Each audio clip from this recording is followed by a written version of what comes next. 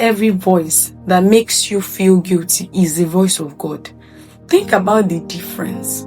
You make a mistake and suddenly your mind says, look at you. You always do this.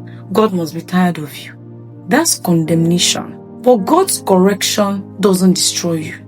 It leads you back to truth. Romans 8:1 says, there is therefore now no condemnation to them which are in Christ Jesus. God isn't interested in keeping you trapped in shame. If you fall, His desire is not for you to hide from Him. His love draws you back to Him. There's a difference between saying, I did something wrong, and saying, I am a failure.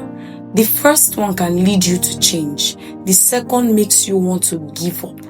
God doesn't define you by your worst moments. So when you've made a mistake, don't run away from your Father. Listen to His love. Let it bring you back. Share this video and remain blessed.